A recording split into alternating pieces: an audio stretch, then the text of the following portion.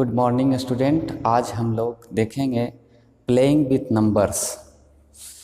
तो फर्स्ट जो आप नंबर्स के बारे में जानते हैं उससे हम लोग यहाँ पे क्या है कुछ ट्रिक कुछ क्विज टाइप का या कुछ इस तरह का आपको उस तरह से प्लेइंग करना है, उसके साथ खेलना है। जैसे आपसे कोई पूछा जाता है कि दो डिजिट का कोई नंबर लीजिए या फिर उसको आप रिवर्स करके देखिए, तो ये सब होता क्या है। तो सबसे पहले हम इसमें देखेंगे जनरल फॉर्म्स ऑफ नंबर। तो जनरल फॉर्म क्या होता है? General form of number general form में होता है कि आप इसमें किसी भी नंबर्स, किसी भी डिजिट्स, 2 डिजिट का अगर आप नंबर ले रहे हैं, जैसे आपने ले लिया 32, एक 2 डिजिट का नंबर है, इसका एक्चुअली में फॉर्म क्या होता है? फॉर्म कहा जाए तो इसको हम लिख सकते हैं 30 + 2, ये लिख सकते हैं। और भी इसको क्या लिख सकते हैं? इसको लिख सकते हैं 10 × 3 + 2, ऐसा भी लिख सकते हैं इसको। आपने जानते हैं कि ये टेंस डिजिट होता है और ये यूनिट डिजिट होता है किसी भी 2 डिजिट नंबर का। तो ये आप इसका जनरल फॉर्म हो गया 10 × 3 + 2। इस तरह का जो नंबर होता है इसको हम इसमें अगर अब जो फॉर्म बनता है इससे एक, इसको अगर a मान लिया जाए और इसको अगर b मान लिया जाए, यानी 3 को a और b 2 को, तो a क्या है? टेंस डिजिट पे है, तो यहाँ से मिला 10a + b। ये आपको एक फॉर्म, जनरल फॉर्म मिल गया। किसी भी 2 डिजिट नंबर को आप इस पे रख सकते हैं। अब प्लेइंग विथ नंबर में क्वेश्चन क्या होता है कि आपसे अगर कोई क्वेश्चन ऐसा पूछा जाए कि आप अपने मन में 2 डिजिट का कोई एक नंबर रखिए और उसको आप रिवर्स करके फिर उसी नंबर को ऐड कीजिए, तो जो आएगा आपको रिजल्ट वो देखिए, जो भी आपके मन में आ रहा है ऐड करके हम देख लेंगे, हम बता देंगे कि वो 11 से डिविजिबल है, इस तरीके से। तो ये कैसे होता है? तो हम सबसे पहले जनरल फॉर्म समझ गए।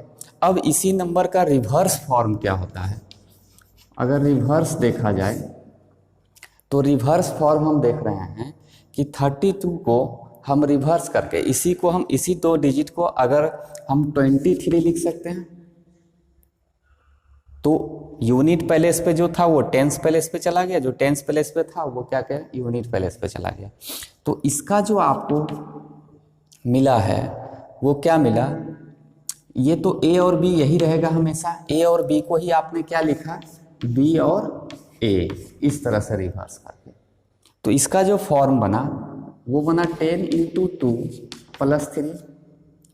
10 × 2 क्या है? b है और 3a है। तो इसका जो जनरल फॉर्म्स बना 10a + b का रिवर्स फॉर्म 10b + a बना। ये दोनों नंबर है। अब मैंने आपको बताया कि इस आपने मन में जो रखा नंबर, हमने रख लिया 32, इसको रिवर्स किए और उसको जब ऐड किए, जैसे हम लिखें 32, अपने मन में आपने कोई भी नंबर 56, 53 कुछ भी रख सकते हैं, तो और उसको जब हम रिवर्स करते हैं 23, तो जो आया आपको 2 नंबर, वो दोनों को अगर ऐड किए, ये 5 और 5, तो ये जो ऐड किए वो हमेशा 11 का मल्टीपल होता है या 11 से डिविजिबल होता है। ये कैसे हुआ? तो देख लिया आप, इस तरह से 11 से डिविजिबल है या नहीं है। तो आपने अपने मन में अगर रखा होगा 32, तो उसका 23 को ऐड किया तो 55 इज डिविजिबल बाय 11। हमेशा आप अपने मन में कुछ और रख लिए, 53 रख लीजिए, उसको भी आप रिवर्स करके ऐड करके देखिए तो वो भी 11 से डिविजिबल है। ऐसा कैसे होता है? इस तरह से। तो इसका हम जो फॉर्म लिखे हैं, इस फॉर्म से ही क्लियर हो जाता है। अगर इस फॉर्म को हम करते हैं, देखते हैं इसको हम लोग कैसे एक रूल्स बना लेते हैं, नियम बना लेते हैं, जिसके द्वारा हम इस तरह का क्वेश्चन एराइज कर सकते हैं। जैसे हम इसमें क्या किए, इसमें हम अगर आपको बताया 10a प्लस बी होता है जनरल फॉर्म। जो आप ऐड किए इस दोनों को, हम इसका जनरल फॉर्म को ऐड करके देखते हैं क्या होता है। और 10b प्लस ए, इस तरीके से इसमें भी जो रिवर्स फॉर्म होता है उसके लिए ए और बी होगा। तो 10b प्लस ए ऐसा लिख सकते हैं। तो इस दोनों को जब हम ऐड करेंगे तो क्या होगा, ये इसके साथ ऐड होगा, ये इसके साथ ऐड होगा। तो ये हो जाएगा 11a प्लस 11b, ये आया। तो इसका जनरल फॉर्म ही कहता है कि इस दोनों में से अगर 11 कॉमन लेते हैं तो a प्लस b होता है। तो ये क्या है, जब भी 11 का मल्टीपल में ये है a और b, यानी a और b, तो वो हमेशा a और b के जगह पे कोई भी नंबर्स, कोई भी डिजिट्स को आप रखिएगा तो वो हमेशा क्या होगा, 11 से डिविजिबल होगा। ये आपको जो मैं क्वेश्चन किया था उसका आंसर ये हो गया कि आप इस तरह से फॉर्म एक बना लिए जिसके तहत आप बता सकते हैं कि ये फॉर्म हमेशा क्या होता है, जब 2 डिजिट का नंबर लेते हैं और उसको रिवर्स करते हैं तो और उसके बाद उसको ऐड करते हैं तो वो दोनों नंबर क्या होता है, उसका जो रिजल्ट होता है वो हमेशा 11 का मल्टीपल्स होता है। अब दूसरा नंबर आप कोई भी रख के देखिए और उसको देखिएगा, वो भी 11 से डिविजिबल होता है। नेक्स्ट है इसमें लेटर्स और डिजिट्स। लेटर्स और डिजिट में क्या है कि कोई ऐड करने के लिए, सब्सट्रैक्ट करने के लिए जो सिंपल है आपका ये एक्सरसाइज बनाइएगा। मेन आपको यही है जनरल फॉर्म। इसमें एक और देख लेते हैं, अगर आपसे 3 डिजिट का नंबर बोला जाए तो उसका फॉर्म क्या होता है। 3 डिजिट नंबर अगर बोला जाए तो उसमें ए, बी और सी लेना पड़ेगा, ये 3 डिजिट का कोई नंबर बनेगा। तो इसके लिए जो फॉर्म होता है, ये यूनिट प्लेस, ये टेंस प्लेस और ये 100 प्लेस। इसका जो जनरल फॉर्म होगा 100A plus 10B plus C, ये लिख सकते हैं 100A plus 10B plus C।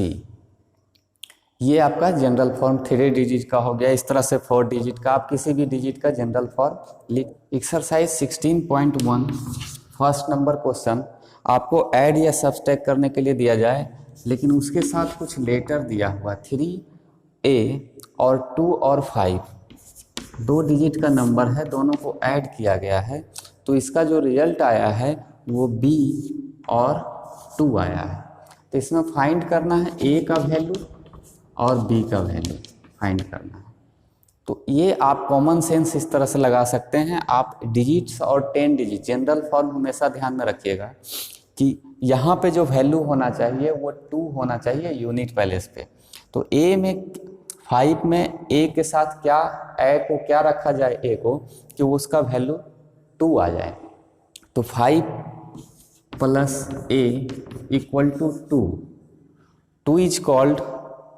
तो 5 में और क्या करना है, ऐड करना है। तो 5 में हमेशा 1 भी ऐड करेंगे, 6 आएगा, 2, इस तरह से देखते जाएंगे। तो हम देखते हैं A का वैल्यू अगर 7 रखते हैं तो 12 आता है। और 2 is unit place, 1 is carry, 1 को हम कैरी कर सकते हैं इससे और इसमें ऐड कर सकते हैं। तो 1 को अगर ऐड किए तो यहाँ क्या हो जाएगा, 3 प्लस 2 5 और 1 6। यहाँ B का वैल्यू क्या आ जाएगा, 6 और A का वैल्यू क्या रहेगा, 7। इस तरीके से आपको सॉल्व।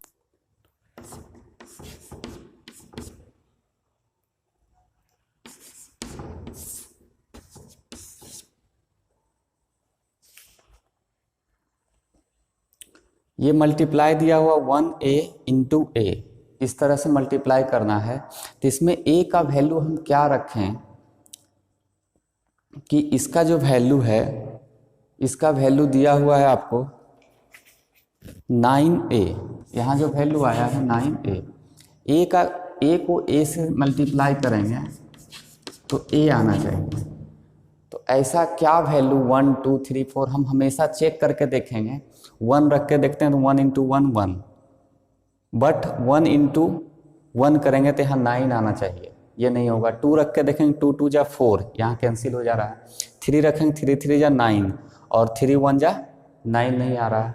तो हमको 2 केस है, एक तो 1 इंटू A इक्वल टू 9 आना चाहिए दूसरा a into A equal to A आना चाहिए।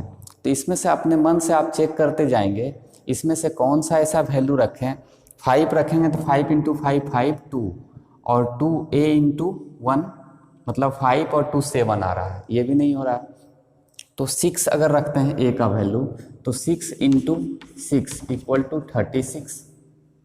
6 यहाँ कैरी, 3 यहाँ पे बचेगा आपका, कैरी कर लेंगे। उसके बाद 6 इंटू ए 6 और 3 9, 6 यहाँ अगर रखते हैं तो 6 आएगा और प्लस 3 इक्वल टू 9। तो ए का वैल्यू क्या रखना होगा 6। इस तरीके से आपको इसको सॉल्व करना है। क्वेश्चन नंबर 7 देखिएगा, question number 7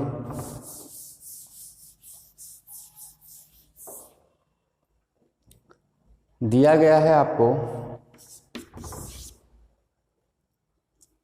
a into B, A B 2 digit का नंबर है इंटू 6। तो इसका जो वैल्यू आ रहा है बी और बी 3 डिजिट का कोई नंबर आ रहा है। इसमें से आपको ऐसा क्या वैल्यू रखना है कि बी को अगर 6 से मल्टीप्लाई करते हैं तो बी आना चाहिए। तो 6 को क्या चीज़ से मल्टीप्लाई करेंगे जो कि उसका नंबर्स कुछ इस तरीके से आए। 1 से हम देखेंगे, 2 से देखेंगे, 3 से देखेंगे, सबको करते जाएंगे। तो इसमें अगर हम 6 का वैल्यू, b का वैल्यू अगर 4 रखते हैं तो 4 into B into 6 equal to B आना चाहिए। 4 इंटू 6 अगर 4 रखते हैं तो 4 इंटू 6 24। कम से कम यूनिट पैलेस 2 पैलेस में से एक हो जाना चाहिए। 2 इसका क्या होगा, कैरी इस पे जाएगा। अब देखिए a का वैल्यू क्या रखा जाए कि 6 से मल्टीप्लाई करेंगे तो b और b यहाँ पे 44 आना चाहिए। अगर 4 रखें तो यहाँ भी 44 आना चाहिए, यानी a into 6 plus 2 equal to 44 आना चाहिए। तो a का वैल्यू क्या रखा जाए, 1 2 3 4 चेक करते जाएंगे। 1 इंटू 6 प्लस 2 नहीं आएगा, 2 इंटू नहीं आएगा। यहाँ अगर हम 7 रखते हैं तो 7 इंटू 6 42 और प्लस 2 इक्वल टू 44। इस तरीके से हम बना के देखेंगे इसको। तो यहाँ पे a का वैल्यू आ गया 7 और b का वैल्यू आ गया 4। ये आंसर हो गया। आप इसको इस तरीके से बना सकते हैं। बस इसमें एडिशन था। नेक्स्ट क्लास में डिविजिबिलिटी ऑफ टेस्ट पढ़ेंगे, 1 2 3 4 जो भी होता है।